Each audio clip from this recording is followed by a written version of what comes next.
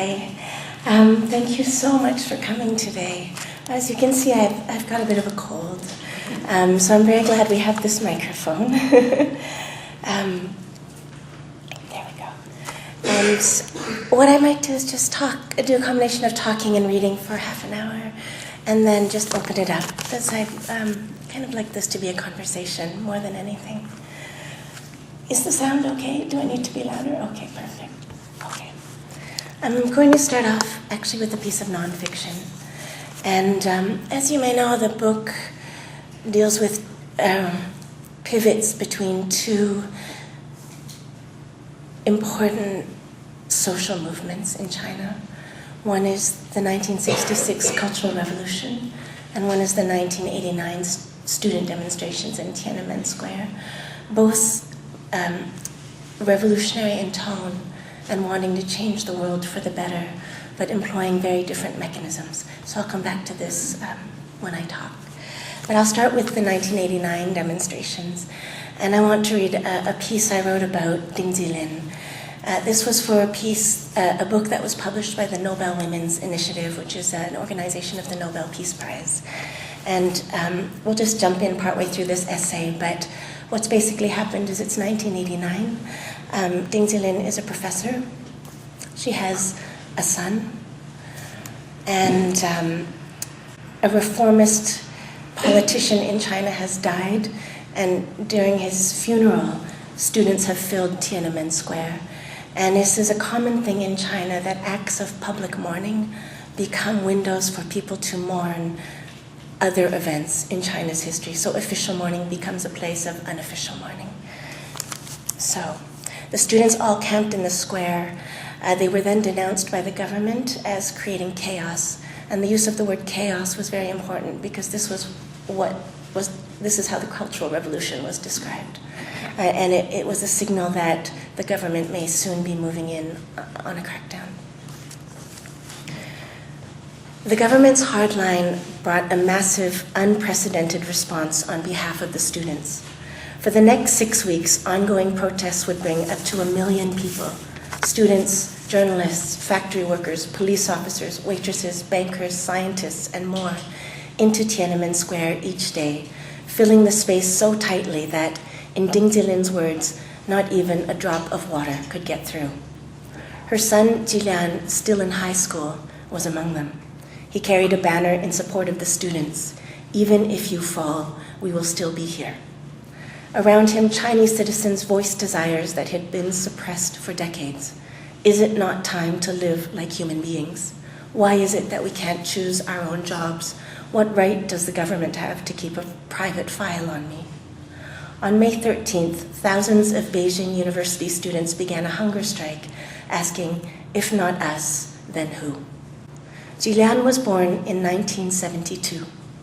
He was, his mother says, an idealist and a voracious reader who wanted to read 10 lines at a glance. When a book came into the house which all 3 family members wanted to read, they would take it apart and divide it into 3 sections. After everyone had finished reading, they would stitch the book back together again.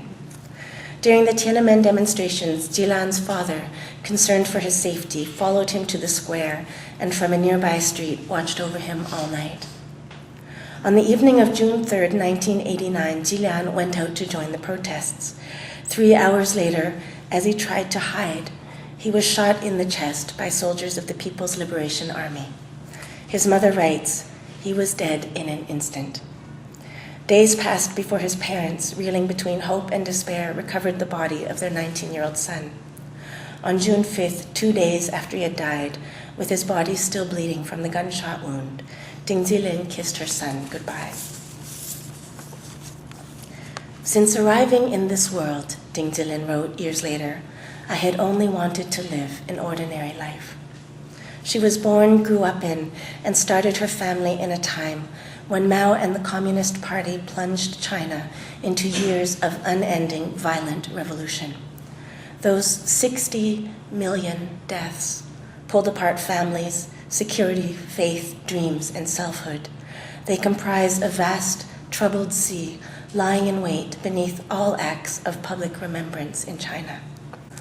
after a period of unbearable grief and guilt, in which she tried several times to take her own life, Ding Zilin decided in 1991 to ask for something very simple: the right to mourn peacefully and in public. Together, she and another bereaved mother, Jiang Xianling, gave an interview to ABC News. Jiang Xianling's son, Wang Nan, had also been a high school student. He was shot at close range and then denied medical treatment and comfort from volunteer medics, as for 3 hours he lay on the ground dying. When she finally found her son's body, Jiang Xianling was issued a stamped paper receipt with her son's name and cause of death, quote, "shot outside and died." Then and now, the Chinese government maintains that the dead were merely hooligans and counter-revolutionaries. Indeed, according to them, most of the deaths, estimated in the hundreds and perhaps thousands, did not occur at all. In the aftermath of the ABC interview, the government began a campaign of harassment and intimidation against Ding Zilin and Jiang Xianling. In response, the two women founded the Tenement Mothers. Searching for others who shared the same fate, they looked for friendship and comfort. Their first demand was simple and heart-wrenching: the right to grieve.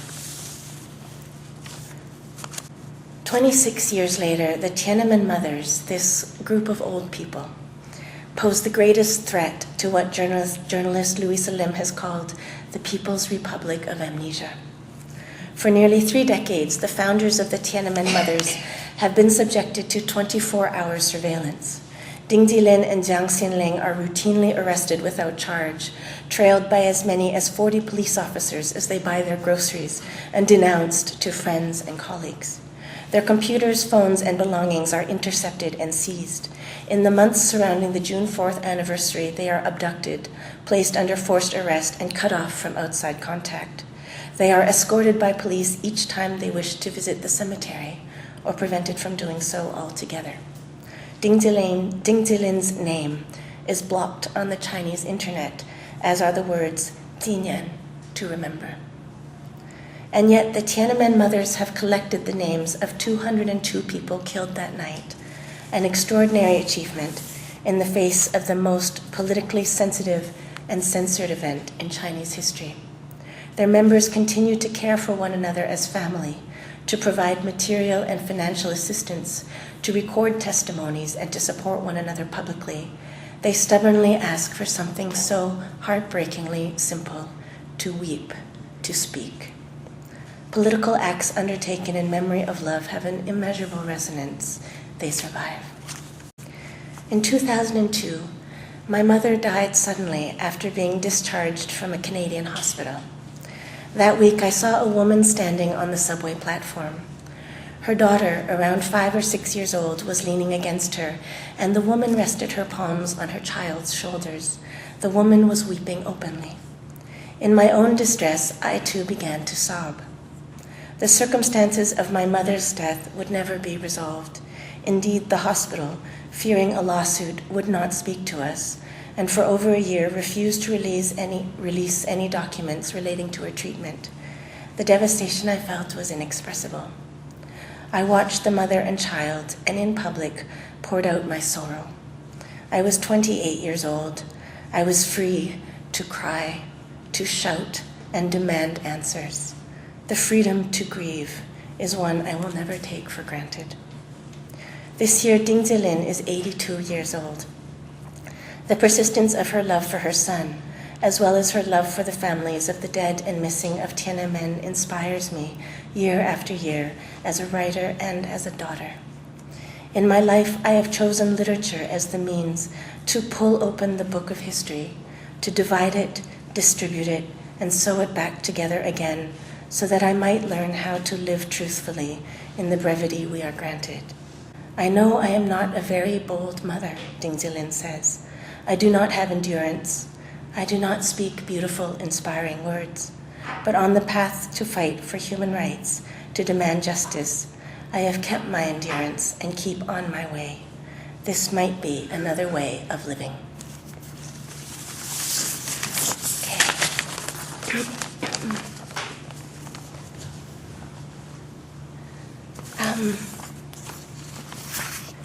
sometimes it's hard to talk about this book because it's big and it's sprawling, and I think it's important to say that this book is not an anti-China book.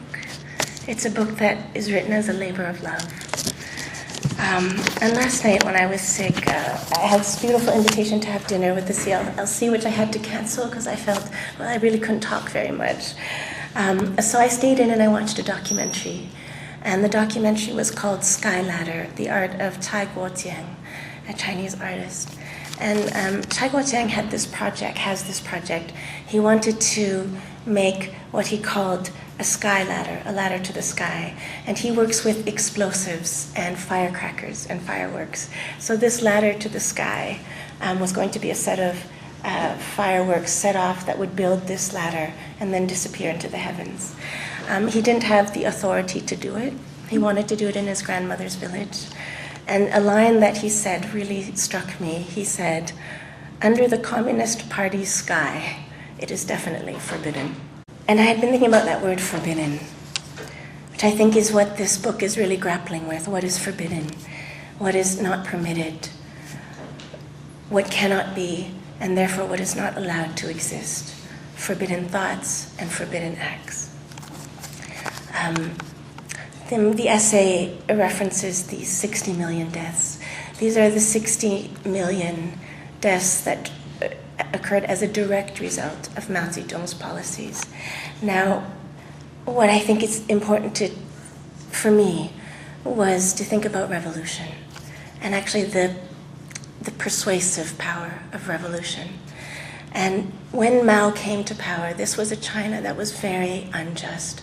It was coming off a history of brutal feudalism. It had come to the 2,000 years, the end of imperial power. There was a huge underclass, incredible inequity and injustice. And the idea was, which was common globally, that to make the good society, we have to start again. We need to eradicate what has come before. We need to create the new society and the new human being. So it was a time of tremendous idealism and a time in which people were willing to sacrifice a great deal to bring the good society into existence. And this began, the big beginning was land reform, which was very important. But as events occurred, the political campaigns became more stringent and political language became more powerful. And an entrenched idea became that the old ideas, the old injustices, the old ways of thinking were embedded in all the old forms of scholarship and the old forms of literature, art, painting, music. And so it became a question of having to destroy all of that as well, the old, because it was carrying the corrupted values into this bright future. So you may know this famous line from Mao Zedong: "A revolution is not a dinner party. It is not writing an essay or painting a picture or doing embroidery. It cannot be so refined, so courteous, so polite, so magnanimous, so kind. A revolution is an insurrection, an act of violence by which one class overthrows another." I will move through history quickly, but those political campaigns magnified. And what happened through the 50s and 60s was that the political campaigns were a tool. Actually, one of the interesting things about the political campaigns is that they turned individuals against each other, but they kept the power structure intact. So what ended up happening was that those who were in the middle ground, those who critiqued, they were bit by bit purged from the system. So that by the time we get to 1966, there's not really much resistance left. And in 1966 begins the Cultural Revolution. And it was a call to the young. So that what is also important about the Cultural Revolution, it was a switch. Mao believed that the older generations were too corrupted by old ways of thinking, but youth had a moral purity. And therefore it was up to youth to salvage the revolution, to protect it. And because they were morally pure and morally virtuous, any act of violence they undertook would also be morally pure. In the documentary that I watched last night with Chai Guojiang, Chai's father was an artist, a calligrapher, a great calligrapher, and his father worked at the state-run bookstore. And Chai recalls that his grandmother was always berating his father because his father never brought home enough money, but he was always bringing home books. And this is what Chai says. My father said books were his fortune, and they would be my fortune too. We had to burn most of them during the Cultural Revolution. We burned the books for 3 days and 3 nights, mostly at night, and I helped him do it.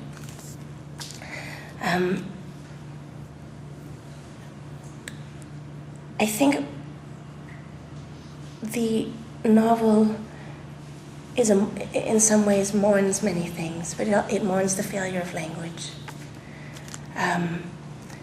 In the book, music is a language, revolutionary language, Chinese musical notation. But what happens as the revolution becomes increasingly stringent is that permissible language becomes tightened. And because revolution is enacted in public, the only way to show your revolutionary purity is to demonstrate it in public, which meant, under the system of the Cultural Revolution, it meant public struggle sessions and denunciation meetings. So the way to show your virtue was to denounce others. But the denunciations also had a purpose, because the system also said at different points that every work unit was infiltrated with enemies of the people, and they were usually hidden, and they had to be uncovered. So a ruling might come down that 5% of your work unit is counter-revolutionaries. You've got to turn them in, which means that if you can denounce someone, you're saved.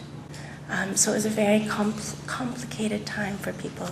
And it's also important, I think, to keep in mind that revolutionary language is powerful because it also allows us to think in ways that are outside the system we've been raised in. So there's always a duality and a contradiction here, the power of the language, but also what the power of the language allows us to do. One thing that did go, I think one thing that happened was this separation of public self and private self.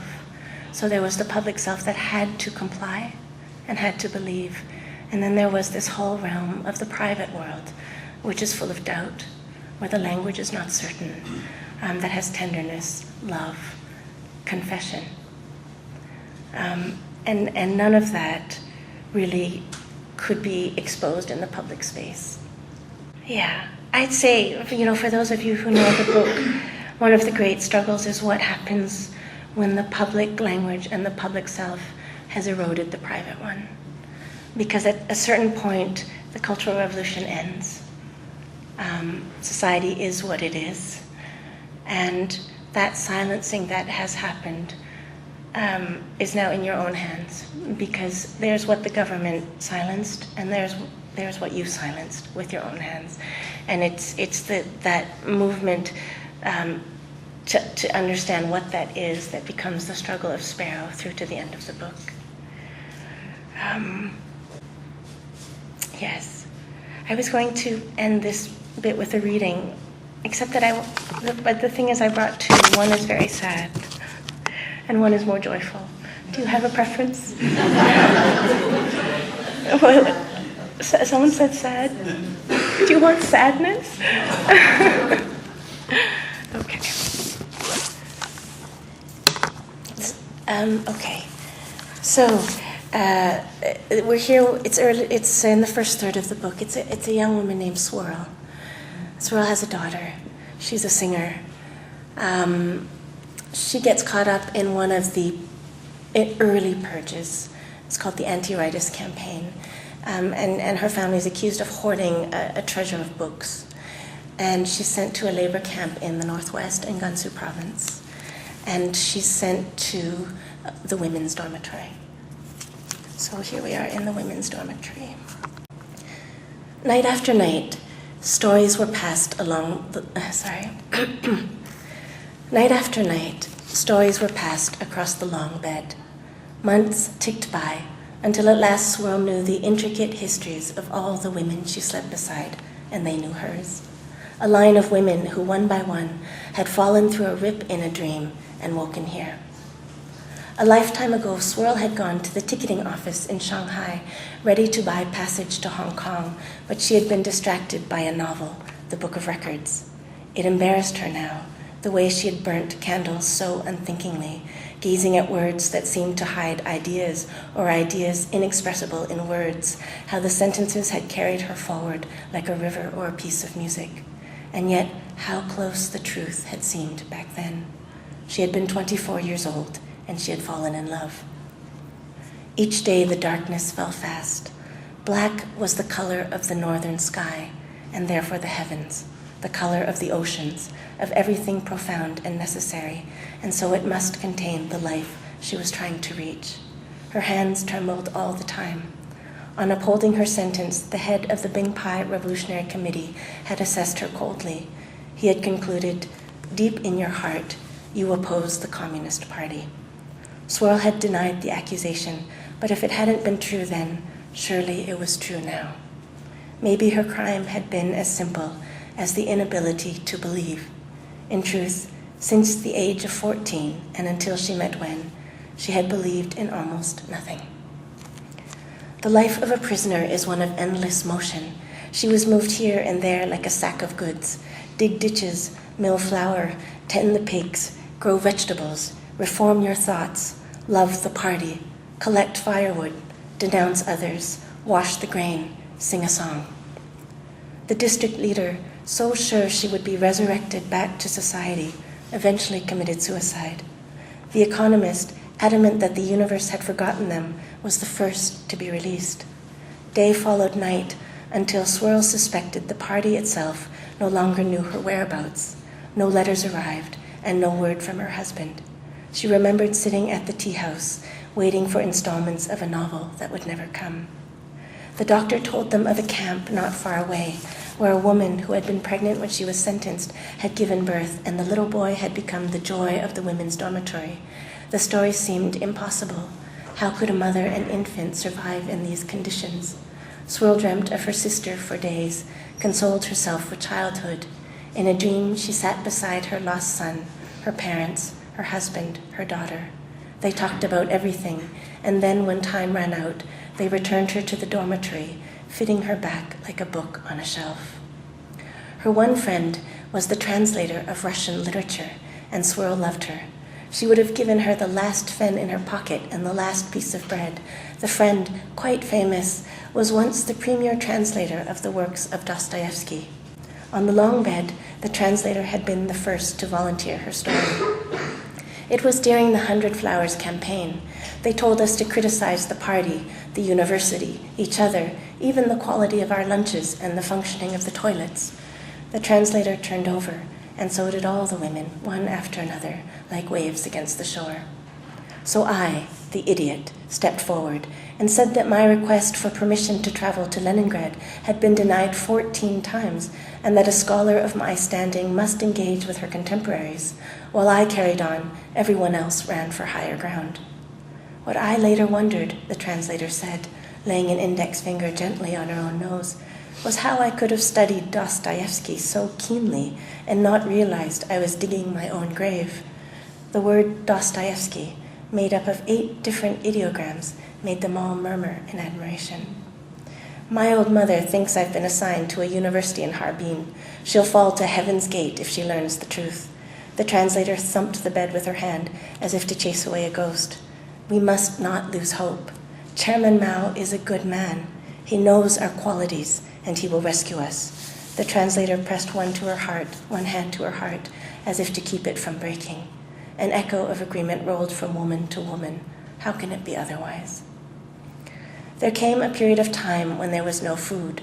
These were months of desperation. Even labor was halted. The camp director agreed that energy would be better spent seeking wild grasses or roots. Famine was devastating the province. To give even a single grain of millet to convicts would surely be a counter-revolutionary crime. Swirl had the sensation of pages fluttering before her eyes. It was the translator fanning her. She had the sensation of being rolled down a hallway. It was the translator massaging her arms and legs. She dreamt she was eating a succulent duck leg. It was the translator who had stolen a handful of beans from the kitchen of the camp director, cooked them illicitly, and fed them to her. She listened as someone read aloud from the book of records. It wasn't real. It was the translator holding her hand. Confused, Swirl asked, "Who will come to rescue us?" The translator said with a small smile, "No one, so be it." At the end of the famine, there were only 3 left on their long bed, the translator, the tax lawyer, and Swirl. They slept curled together for warmth. The rest, the doctor, public security officer, school teacher, and district leader had gone, as the saying went, into the pure white sky, into the western heavens. She knew that one day soon, without warning, the conviction against her would be overturned. Like thousands of other surviving counter-revolutionaries, she would be informed, after years of prison labor, that she had never been a criminal. Would she weep? Would she feel joy? She should feel grateful for the chance to return to life. Yet even as Swirl imagined Shanghai, she feared that only the wide open desert and the sky seemed to know her, and that it would sharpen and forever expand. That's it. Sorry, I should have ended with something more joyful. And in fact, what I was going to end with was where I initially thought the book would end, which was in May 1989. I thought I would end actually with these 1 million people in Tiananmen Square and this incredible aspiration and hope and this understanding that the cycle of violence had been relentless, but the cycle of resistance in China had also been relentless and it returns continuously. And that was where I initially thought I would end with the real joy of the students.